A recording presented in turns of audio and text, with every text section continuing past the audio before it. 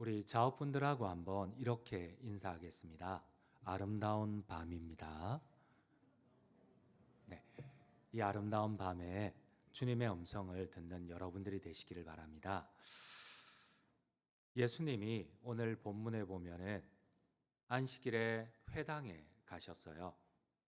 그리고 회당에서 특별히 앞에 성큼성큼 걸어가서는 두루마리 성경을 붙잡으셨어요.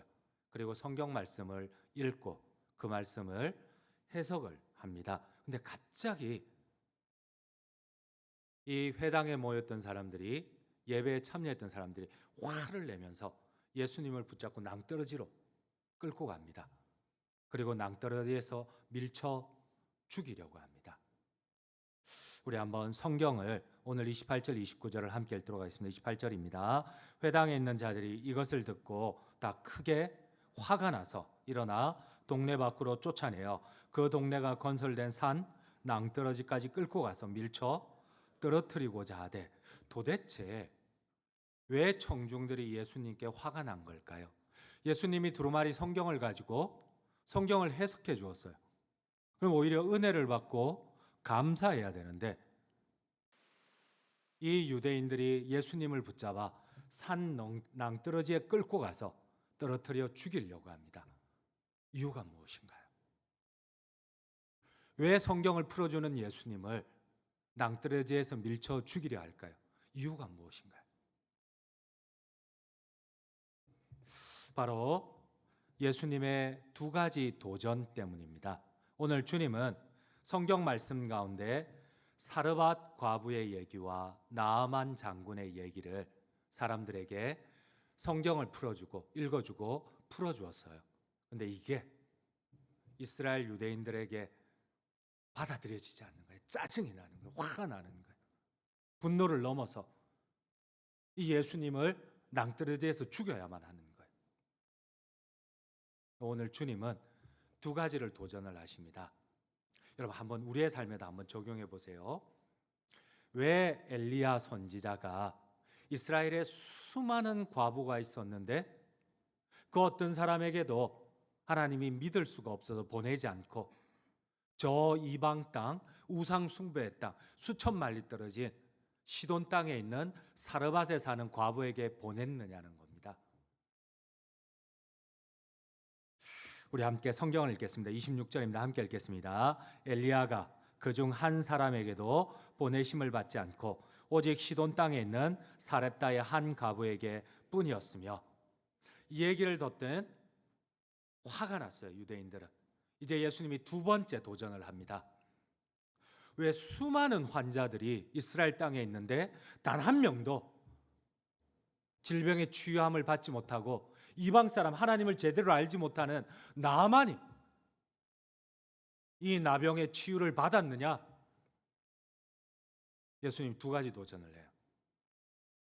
왜 너희 유대인들은 하나님을 잘 믿는다고 하는데 하나님이 너희 가운데 이 엘리야 선지자를 보낼 사람이 하나도 없느냐? 그리고 두 번째, 왜 수많은 환자들 가운데 단 한 명도 낫지를 못하고 이방의 하나님을 제대로 알지 못하는 나만만 병의 치유를 받았느냐? 무슨 이유냐? 유대인들은 화가 납니다. 그리고 예수님을 낭떠러지에 밀쳐 죽이려고 합니다. 우리의 삶에 한번 적용해 봅시다. 왜 우리는 하나님을 믿는다고 하는데 하나님께서 하나님의 사자를, 선지자를 왜 우리 집에 보낼 사람이 없을까요? 그리고 두 번째, 왜 우리는 하나님을 믿는다고 하는데 하나님의 이 놀라운 치유가 혹은 하나님의 이 놀라운 병고침이 우리 가운데 나타나지 않는 걸까요?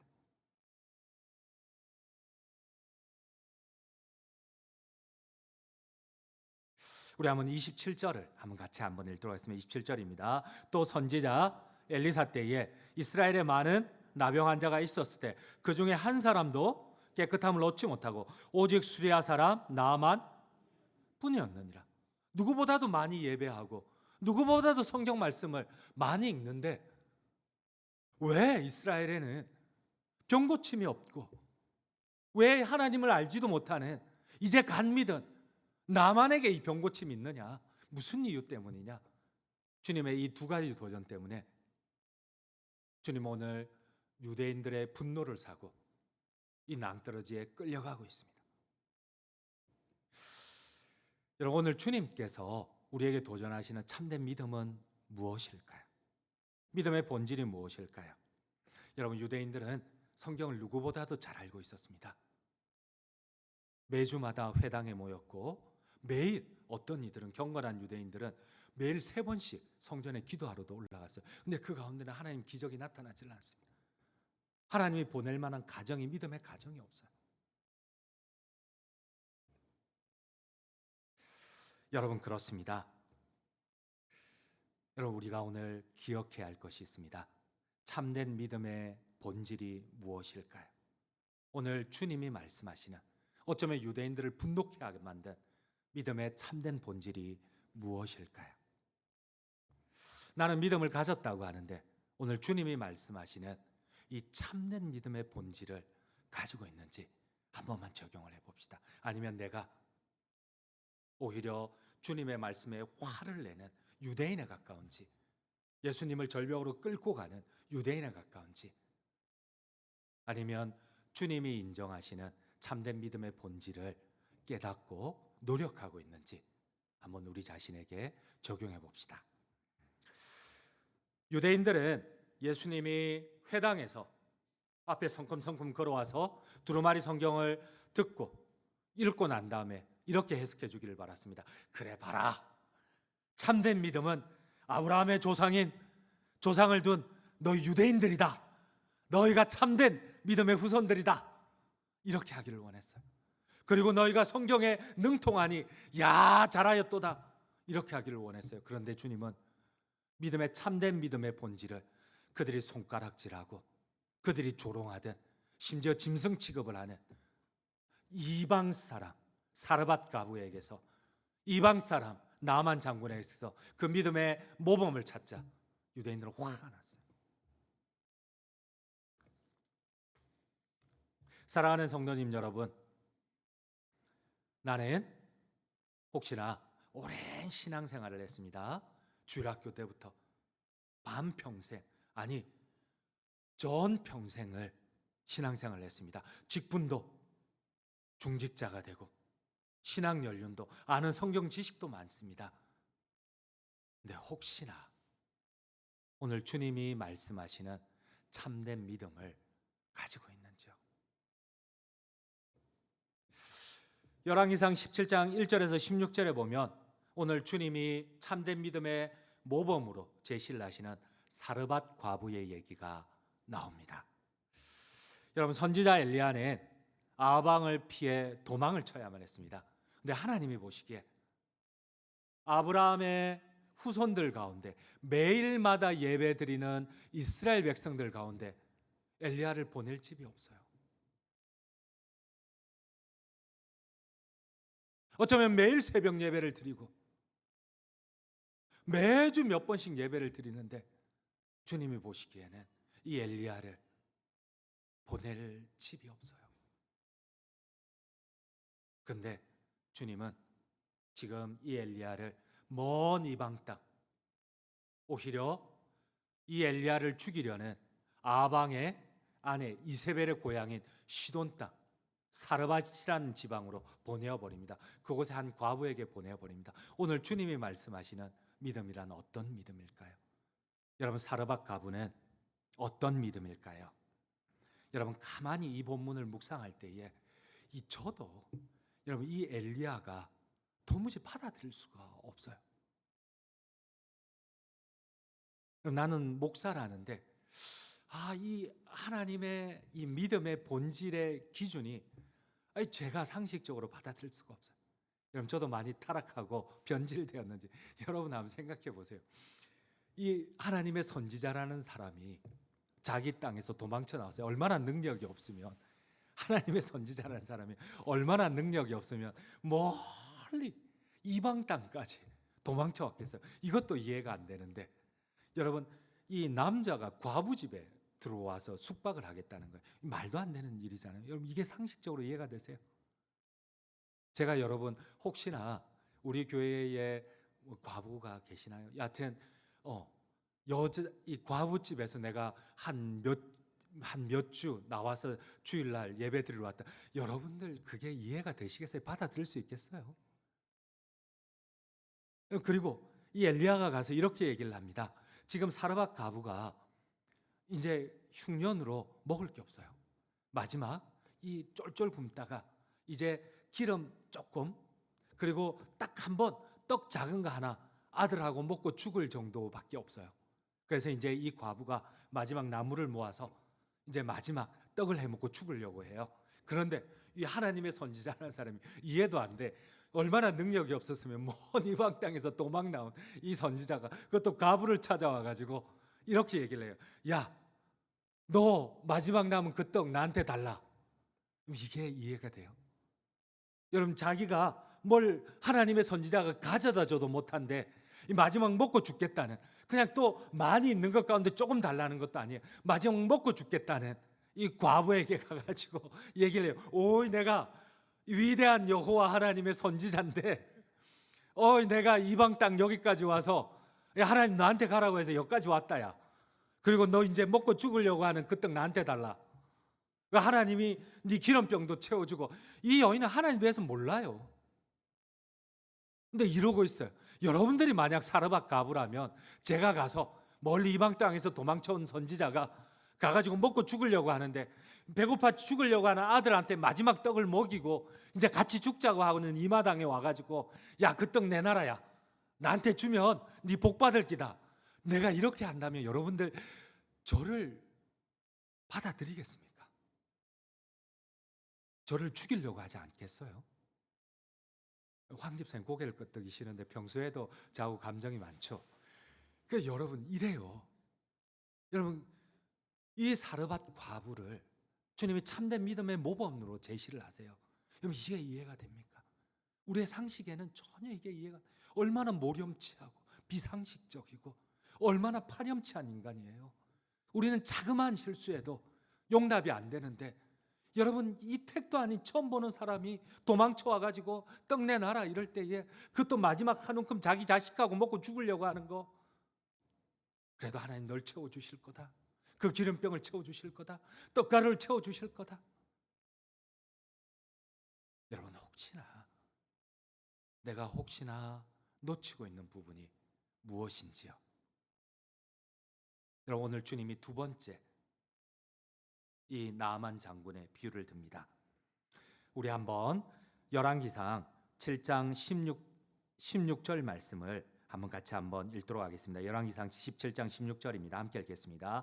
여호와께서 엘리야를 통하여 하신 말씀같이 통의 가루가 떨어지지 아니하고 병의 기름이 없어지지 아니하니라.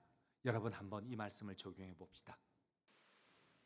왜 나는 하나님을 믿는다고 하는데 왜 이스라엘의 수많은 백성들이 매주일마다 예배를 드리고 매일마다 기도를 하고 일주일에 몇 번씩 예배를 드리는데도 왜 하나님의 기적이 나타나지 않는지 오늘 이 주님의 말씀을 한번 적용해 봅시다. 근데 이 사르밧 과부에게는 도무지 이해되지 않는데, 사르밧 과부에게는 기름통이 마르지 않고 이 떡반죽 가루가 사라지지 않고, 그리고 심지어 그 다음 장에 보면 죽었던 이 사르밧 과부의 아들이 살아나는 기적이 일어납니다.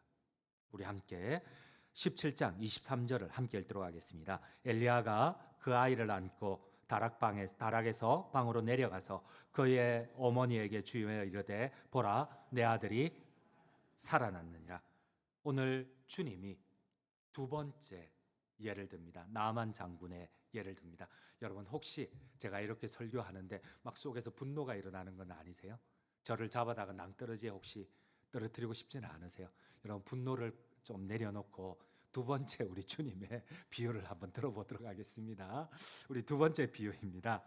열왕기하 5장 1절에서 15절에 보면 나아만 장군의 믿음이 나옵니다. 여러분, 나아만은 그 당시 근동에서 가장 넓은 영토를 가졌던, 여러분, 이스라엘이 다윗 시대는 강성했지만 여러분, 이 엘리야 시대에는 이 엘리사 시대에는 정말 이스라엘이 왜소하고 우상숭배로 약해져 있었어요. 그에 비해서 하나님이 수리아라는 나라를 어마어마하게 크게, 근데 그 핵심이 바로 나아만 장군이었어요. 바로 수리아의 왕과 마격지우였던 이 나아만 장군이 주변에 있는 모든 나라들을 점령하다가 그만 나병이 걸렸어요. 그래서 이 나아만 장군은 웬만한 약한 나라에 가면은 왕보다도 더 실권이 있었어요. 그래서 이스라엘 왕이 이 엘리사를 찾아온, 이 문둥병의 치유를 위해서 찾아온 나아만 장군이 이 왕에게, 이스라엘 왕에게 갔을 때 막 오해를 합니다. 우리나라를 점령하려고, 나를 죽이려고 왔느냐? 그래서 막 버선발로 뛰쳐나갑니다. 그리고 이 왕을 접견하고 난 다음에 이 나아만이 엘리사를 찾아갑니다. 그런데 엘리사가 문도 열어주지 않습니다. 이스라엘의 왕조차 버선발로 나오는데 이 엘리사가 멀리서 문을 닫고 종을 보내서 저 요단강에 가서 씻으라고 합니다. 여러분, 나아만이 짜증이 납니다. 화가 납니다. 야, 이거 이스라엘 한번 뭉개버릴까? 여러분, 나아만은 수리아의 대장군입니다.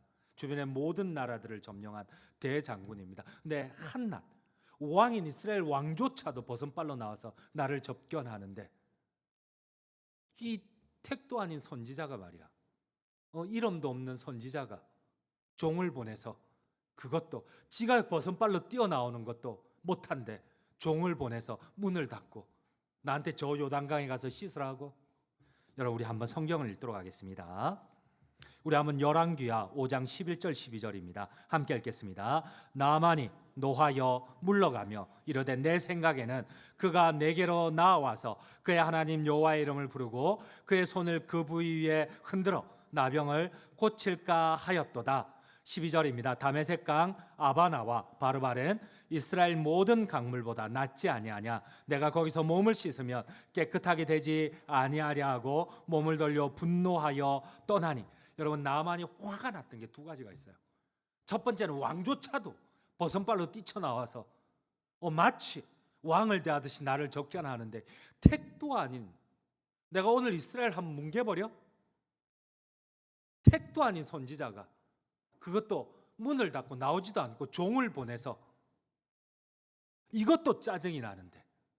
저 두 번째 이유는 요단강에 가서, 여러분 한번 이 나아만의 고백을 한번 보세요. 상식적으로 이게 맞는지, 이치적으로 맞는지 여러분 한번 PPT를 한번 띄워주세요.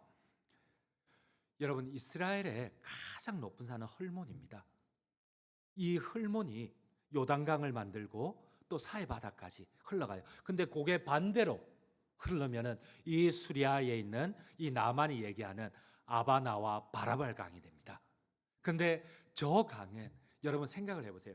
이 만년설이 녹아서 이 시원하고 깨끗한, 이 전혀 오염되지 않은 저 3,000m 위에 있는 이 만년설이 하루에 수십 톤 수백 톤씩 녹아서 흘러내린 이 강이 얼마나 깨끗하겠어요. 지금도 이스라엘 이 중동 지역에서는 저 헐몬 아래에 있는 이 강들이 여러분 바로 휴양지의 권원이 됩니다.